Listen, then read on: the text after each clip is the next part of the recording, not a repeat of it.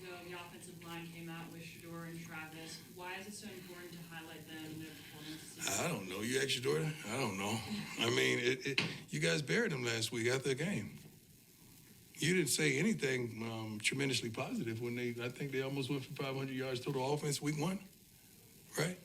Where was the praise and the love? But it was a lot of hate and disdain, and here we go again. Here we go again.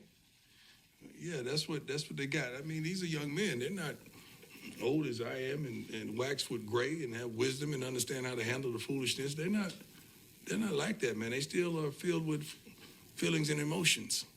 I mean, they get those text messages and that stuff they have online, and they get the DMs and they get all that stuff, and it don't make them feel well because you're treating them like professionals. I don't mind, but just treat everybody the same, and I'm cool.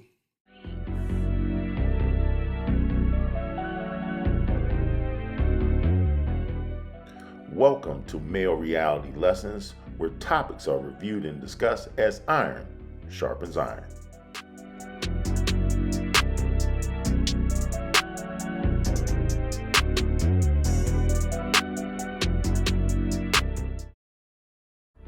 On Male Reality Lessons today, we're going to talk about leadership.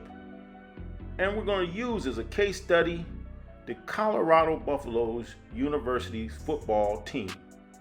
Leadership is about helping others reach their potential while also ensuring that the team achieves its goals.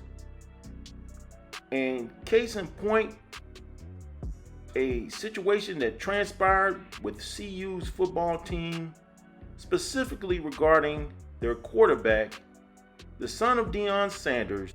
And after that post-game interview, the media tried to twist Shador's words and say he threw his offensive line under the bus. Let's find out. You said maybe you weren't ready.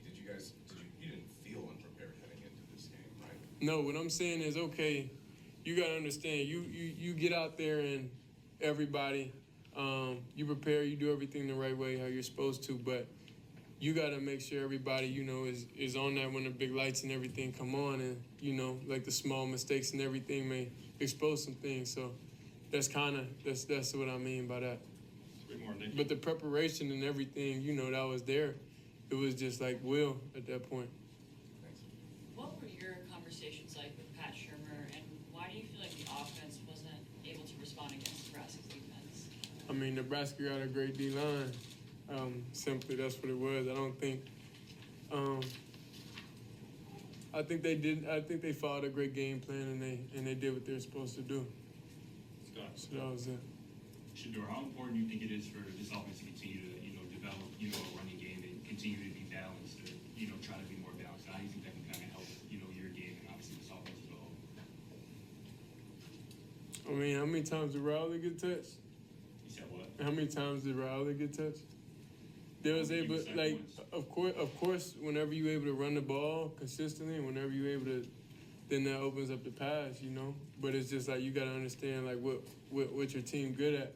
So it's like, why would we keep running the ball if, okay, we out there and we get in a situation where it's a must get and we don't get it? Are those kind of like 4th and 1 conversions that haven't gone your guys' way the last couple? Is that kind of play into everybody's mind? Is that kind of something on your mind, thinking about, advancing the ball or not? No, I'd rather, if we're going to go down, I'd rather go down swinging, honestly, because I know I can throw the best punch. Last one, go ahead. The pick six early on, how much do you think that impacted the rest of the game? A lot. It was just, a rookie mistake, honestly. That's what it was. So it's small things like that kind of like things that just can't happen, like truthfully. But stuff happens, so we just got to bounce back from it and learn from that situation and just be ready for it. If you're enjoying the video, please take a moment to like, share, and subscribe to Male Reality Lessons. Pull that chair. What is your Pull it.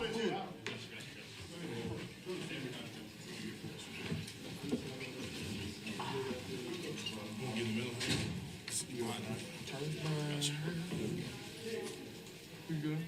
Shador's had the best you guys have played since you guys got here? I don't know. That's on y'all to judge. I think the first game was pretty good too. Finally, want one? Yeah, Shador, obviously, you brought the entire offensive line with you in here. I mean, obviously, after last week, how impressive was it to see them bounce back like that this week? Only one sack again. Well, no, it was great. It was a change in everything. We all got together and, understood, like, we gotta do it. So that's when all the family and all the real friendships really got together, whenever everybody tried to push each other against each other, flip words, do everything like that. And together we all stayed as a family and we all was one. So that's just a good example of knowing, like, the media, regardless of what they try to paint or anything, you can't put us against each other, we family. Damn right! Nikki, go ahead. Maybe just a simple question for either of you. How important was it to get back in this game and beat Colorado State? It was very important. I mean, they was talking, but we let it go through one ear out the other. We just said we got to go and do our job. We got to go out there and come out fast and play hard. We believed in this O-line, and you see them standing right here behind us. They let up one sack, which they know they're not going to do that next game, and they're going to keep working, keep grinding, go back to practice, and put in more work. Brian, go ahead. Two questions, one for Travis.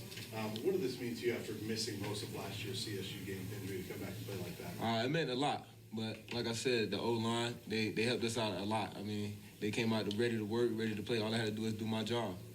And then if I can get a spokesperson from the O-line, just talk about what tonight meant to you guys as a group after hearing what you've heard about you guys over the last couple weeks.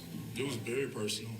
I mean, it meant everything to us to go out there and just prove the world wrong and prove each other right. I mean, like Coach Prime said, we just had to take it one play at a time and just go out there and be confident. We were. We didn't listen to the naysayers, and we banded together, in fact, and it made us closer. We practiced harder. We're just going to keep the ball rolling because we're not satisfied. We're going to continue to get better. We're going to continue to grow as a group. We're just going to take it, again, one play at a time, one day at a time. Scott, go ahead. Shador, how good did it feel, particularly early on, to get the ground game rolling and kind of be balanced offensively? It felt amazing. So what? It felt amazing. Like it felt. I ain't gonna say that. It felt real good. It felt real good being able to. No, because that was the emphasis this week, and like you said, it was one play at a time. So forget thinking about, you got to go out here and do this. It's each and every play, you got to focus on. You got to do your job. So that's why I feel like even today, I improved on carrying on my face and everything like that, because that's just something, that we started. We got to get back to the basics.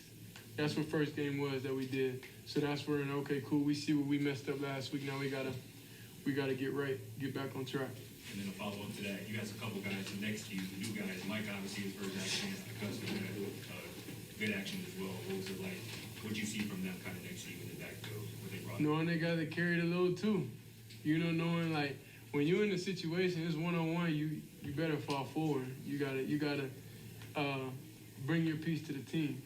So that's what it is. The O-line, of course, they was able to get great push on them, create great lanes, and the rest they just gotta do their job. Jack, go ahead. Hank, Colorado kid, just what does it mean to you to get the second win? Yeah, it means so much. I mean, growing up in Colorado, I used to watch this game with my family all the time, and being able to win it back-to-back years is just really special. Mark, go ahead. For Shador, Travis had one of the better stat lines you'll ever see in college football on both sides of the ball. What's the top for him? What do you mean, what's the top? What's the best? Can he be even better than this? Of course. Yeah, of course. There's no question he could be even better. Like it's no ceiling. That's the thing. Y'all try to put ceiling on things, and we don't really have no ceilings with anything in general. So, yeah. Does anything he does surprise you? You peeped that. You ain't peeped that. They ain't heard what I said. They'll see. Brian, go ahead. A couple more again. Travis, you talk about the defense just as a whole. I mean, you guys had a great second half last week, carry it over to really kind of a complete game tonight. Tell me what the defensive effort so far through 3 weeks. Coach told us we got to get some turnovers. DBs out there covering our butt off the front, did their job, got back there, forced a couple of fumbles, got some sacks, got in the backfield, made the quarterback hurry up and do his reads, get him out the pocket. So we did what we had to do on the defensive side of the ball, and the offensive line, like I said earlier, they did their job. So our front dominated on both sides of the ball, and that's how we came out with the dub. And then Shador, I want to ask you real quick, regardless of who this was against, how badly did you guys need to have a game like this after last week, just to finish strong in non-conference play? We don't look at it as non-conference conference. You know, we just look at next game on the schedule. And then it's just a little bit of extra motivation when they on there talking crazy. You know, like that's just, we don't really put other like players down, you know, like we're not trying to go on social media and do that. So, yeah, they just asked for it. Really.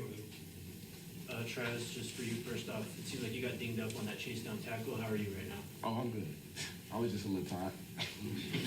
And then just for the defense to come out, you know, firing in the first half, what was that like just compared to last week? Like I said, we know we had to do the front, did their job. They got to the backfield, disrupt the quarterback, and we came out with the dub. Last one, Dennis, go ahead. Travis, I don't know, but when's the last time you took yourself out of a game? You play so much. It took you running a guy down 62 yards. I got mad at him for getting out the game, too. That's how I say, hey, bro, don't ever do that again, bro. Check in next time. Check in next time, man. That's probably the first time I did that. That's probably the first time, because normally when I run him down, I'd be able to catch my breath and get back up, but that time I was just, I don't know what happened. I didn't feel physically. Oh, no, I feel good. I'm about to go get in the ice bath when I get back to the school, so I'll be good. And go home to a nice cooked meal. Yeah. Thanks, Dad. Appreciate everybody. Appreciate you.